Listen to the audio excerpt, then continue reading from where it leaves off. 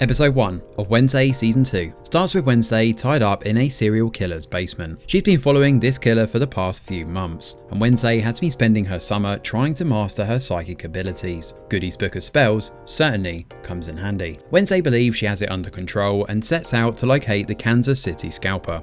She has been obsessed with him since she was 6 years old, and thanks to her psychic abilities and help from the killer's 11th victim, she's able to find the guy. Ever the determined girl, Wednesday flies to Kansas to confront the killer. When she touches the killer, her psychic abilities lead her to shed black tears and pass out. This is how she ends up in the guy's basement, tied up in the company of his eerie dolls. With Thing's help, Wednesday manages to free herself and take down the killer. After handling the killer, Wednesday swears Thing to secrecy that he won't tell Morticia about her black tears. Wednesday figures she can find the answers in Goody's book, but unfortunately Goody never actually mentions such a phenomenon. A few days later, the Addams family travels to Nevermore to drop Wednesday and her brother off for the new school year. Pugsley has grown since we last saw him, and his electric powers have also gotten stronger. As they see off the kids, Morticia asks Wednesday to look after her brother, while Gomez encourages Pugsley to try and fit in. Elsewhere, we see a man taking pictures of a couple kissing when suddenly he's attacked by crows, and he rushes to his car. He calls someone and tells the other party that the evidence is safe at the bullpen, but shortly after the call, the birds happen to be in the back and they kill him. Unfortunately for Wednesday, her heroic acts have made her something of a celebrity at school. The new headmaster introduces himself and asks her to be the student of honor at the Founders Pyre ceremony. Wednesday immediately turns him down though. At the dorm, Enid and her wolf pack warmly welcome her back. Enid is slightly touched by Wednesday's gift of the odd doll. As expected, Enid is anxious to talk about the summer holiday, and unlike her though, Wednesday couldn't care less about catching up. Still, she allows Enid to bore her with the details of her summer. Ajax drops by, but Enid avoids him. With all the new changes in her life, Enid is not sure she still likes Ajax. However, she doesn't know how to tell him this. As they talk, Wednesday's stalker sends a little welcome gift. Wednesday tries to get a psychic read from the picture the stalker sent, but gets nothing. The efforts cause her to shed black tears again, while Morticia and Gomez take Pugsley to his dorm. As luck would have it, Pugsley happens to be sharing a room with Eugene. Now Ajax is their new resident advisor and helps him settle in. Before Morticia and Gomez can leave, Principal Dorr asks Morticia to chair the gala fundraising committee. It used to be chaired by Vincent Thorpe, but he quit after his son was accused of murder. With Xavier no longer a Nevermore student, the post is now open. Dorr allows Morticia and Gomez to spend the night at the gardener's cottage. It was previously inhabited by Marilyn Thornhill, but she is now in jail. He gives them time to think about his offer and promises to let them stay at the cottage if they take him up on his offer. Obviously, Morticia is considering the offer as her new chapter. She promises Wednesday to only consider it if she's okay with it, and she suggests sticking around until Wednesday's new guide shows up. Wednesday doesn't think it will work as they are very different, so she suggests Morticia focus on Pugsley instead, but is intrigued when her mum mentions her sister Ophelia. Ophelia, like Wednesday, was actually a raven. On the way to school, Wednesday comes across a crime scene. The man killed by the birds was a local private investigator by the name of Bradbury. Wednesday notices an odd man at the scene and follows him into the woods. The man turns out to be Galpin. The victim was a former friend and they were working on a case together, and he asked for Wednesday's help to try and solve this case. Later that night, Ajax tells the new dorm members the story of the boy with a metal heart. As legend has it, the boy was born sickly with a fragile heart. However, he was a genius and designed his own heart.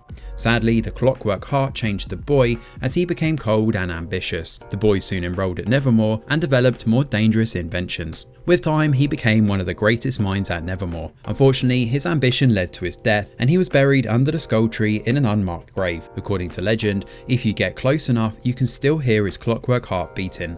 For some reason, this story intrigues Pugsley, and he decides to go and take a look. In the meantime, Dort summons Bianca and offers her a leadership position as the fundraising gala student liaison. Bianca turns his offer down, and he threatens to end her scholarship. He gives her a day to think about her options. In the dorm, Enid bonds with Thing and helps him fit in. She builds him a little home in their room, and when Wednesday arrives at the dorm, she immediately turns back when she sees Enid wolfing out with her pack. She goes to the music room, and as she plays her cello, we see Dort looking at the former headmistress's portrait, Pugsley looking for the skull tree on a map, and Galpin sleeping on a sofa. Wednesday's music is interrupted by the new music teacher, Capri. Now Capri is a music genius and advises Wednesday to give in to the chaos of the music. Wednesday doesn't appreciate the advice and eventually leaves. The following morning, Dort shows Morticia around as they prepare for the pyre event. A few students are using their powers to create a wooden pyre, and Bianca shows up and agrees to Dort's terms.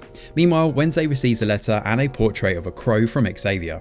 He believes the crow is connected to Wednesday, but just then, Wednesday realizes that her novel is actually missing, and the stalker left her a poem. The poem suggests that the stalker plans to bury Wednesday's manuscript at the pyre.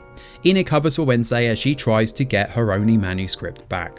Wednesday finds another poem near the pyre though, and the stalker asks her to meet under the pyre if she wants to save her novel. Ajax distracts Enid here, trying to understand what's happening between the two, but Enid manages to quickly lose him. The pyre festival officially starts with Capri leading the school in a song. Dort later takes the stage and announces a new era where outcasts will thrive at Nevermore.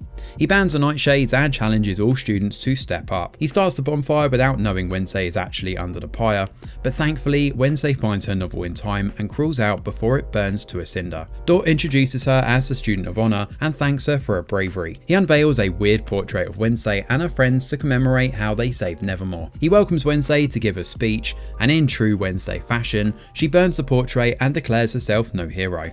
She clarifies that she's actually selfish and asks not to be put on a pedestal. Her actions annoy Enid, who thinks it was too much. Back in the woods though, Pugsley finds the skull tree and accidentally shocks the clockwork heart.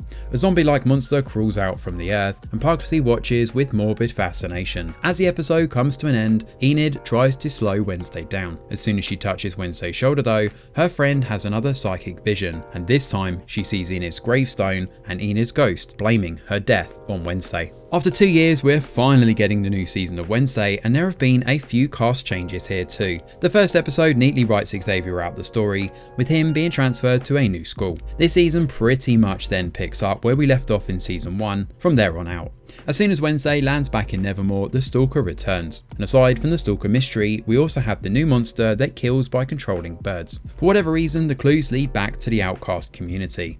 Now Galpin is trying to help the community since his son is an outcast, and the rivalry between him and Wednesday is still bubbling away in the background. It'll be interesting to see if they'll be able to work this case together, and we have still not seen Tyler either, but we do know that he's at Willow Hill. Of course, this is only the first chapter, and it will take a few more episodes to see if this new mystery ties back to Tyler.